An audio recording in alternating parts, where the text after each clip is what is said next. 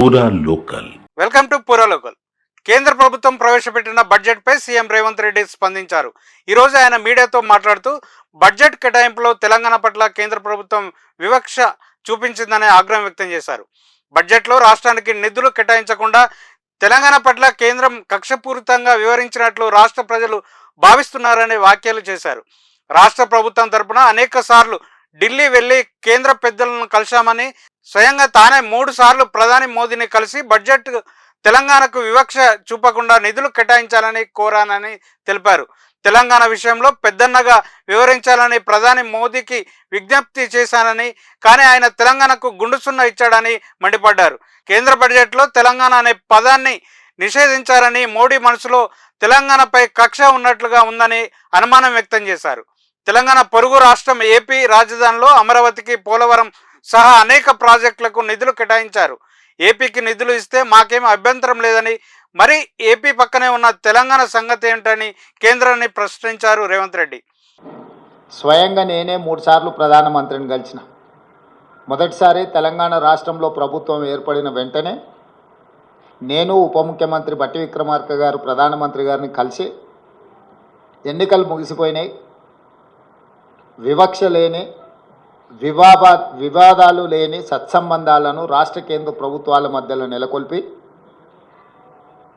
అభివృద్ధికి ఒకరికొకరం సహకరించుకొని ముందుకు వెళ్తామని మొదటిసారి కలిసి చెప్పడం జరిగింది.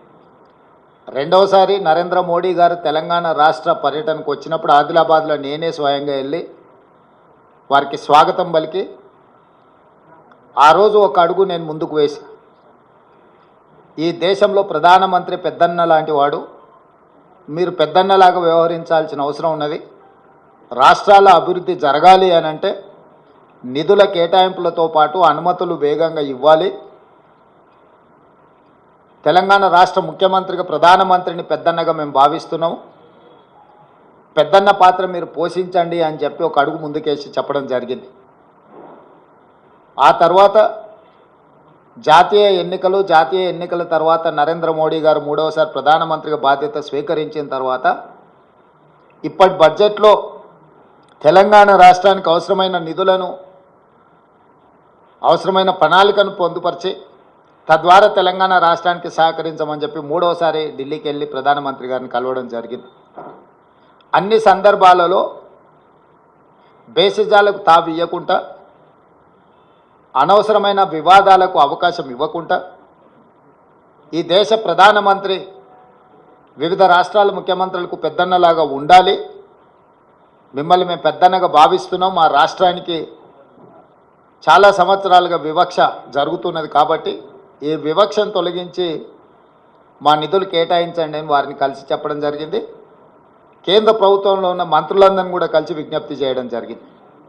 కానీ ఈరోజు వికసిత్ భారత్ 2047లో 48,21,000 కోట్ల రూపాయలతోని బడ్జెట్లు ప్రవేశపెట్టి, అదేవిధంగా బడ్జెట్ మొత్తం సారాంశాన్ని చూస్తే మొత్తం బడ్జెట్లో తెలంగాణ అనే పదాన్ని నిషేధించిండ్రు. తెలంగాణ అనే పదాన్ని కూడా పలకడానికి కేంద్ర ప్రభుత్వము ఇష్టపడడం లేదు. ఏపీ పునర్విభజన చట్టం తెలంగాణకు వర్తించదా అని నిలదీశారు. తెలంగాణ అభివృద్ధి కోసం కేంద్రం ఆలోచన చేయడం లేదని ఆగ్రహం వ్యక్తం చేశారు. ఇది ఇప్పుడున్న అప్డేట్. మరిన్ని అప్డేట్స్తో కలుద్దాం. చూస్తూనే ఉండండి పూరా లోకల్.